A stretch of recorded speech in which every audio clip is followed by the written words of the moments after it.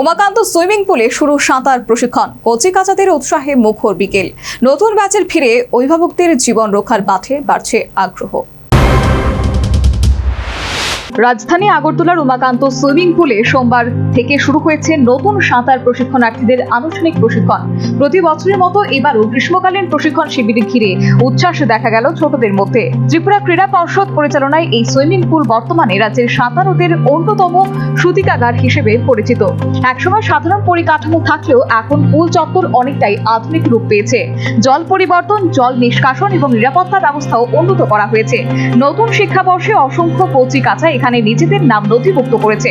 সোমবার বিকেলে ছোট ছোট প্রশিক্ষণার্থীদের উপস্থিতিতে পুল প্রাঙ্গণ সরগরম হয়ে ওঠে। শিশুদের কোমরে সুরক্ষায় টিউব বেঁধে প্রশিক্ষকরা জলে নামার প্রাথমিক পাঠ দেন।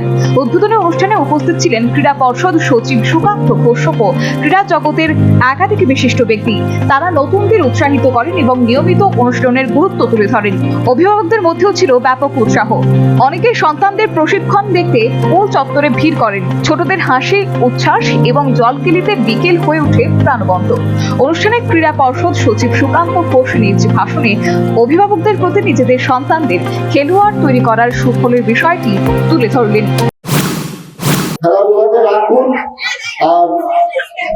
দেখুন, দীপা কর্মকার ম্যাডাম উনি মাস্টার ডিগ্রি করেছে জিমন্যাস্টিক করে। আজকে আমাদের রাজ্যে বা ভারতবর্ষের সবাই ওনাকে চিনে। পড়াশোনার সঙ্গে খেলাধুলা রাখলে পড়াশোনার এরকম ক্ষতি হয় না, বরং পড়াশোনার মনোযোগ অনেকটাই বেড়ে যায়। কারণ যে কনসেন্ট্রেট ভাবটা আছে না, এটা টোটালি ফোকাসটা খেলাধুলা পড়াশোনার মধ্যে থাকে। আমি সবাইকে বলবো যে এই বছর অনেক নতুন স্টুডেন্টরা সুইমিং এ ভর্তি হয়েছেন, যে অভিভাবকদের বলবো তাদেরকে সুইমার তৈরি করুন। শুধু সাঁতার শেখানোর জন্য না, যে 6 মাসে বসে বসে সাঁতার শিখলে আমরা এখান থেকে নিয়ে যাবো। আমাদের কোচেসদেরও বলা আছে যে এইরকম স্টুডেন্টকে আপনারা নেবেন না।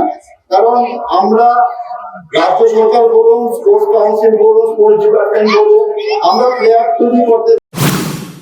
ক্রীড়া মহলের মতে উমাকান্ত সুইমিং পুল শুধু দক্ষ সাঁতারু তৈরি করা না, শিশুদের সাঁতার শেখানোর মাধ্যমে জীবন রক্ষার গুরুত্বপূর্ণ শিক্ষা দেয়। তাই এই উদ্যোগকে ভবিষ্যৎ প্রজন্মের নিরাপত্তা ও ক্রীড়া বিকাশের অনন্য পদক্ষেপ বলেই মনে করা হচ্ছে। Bureau report, news vanguard.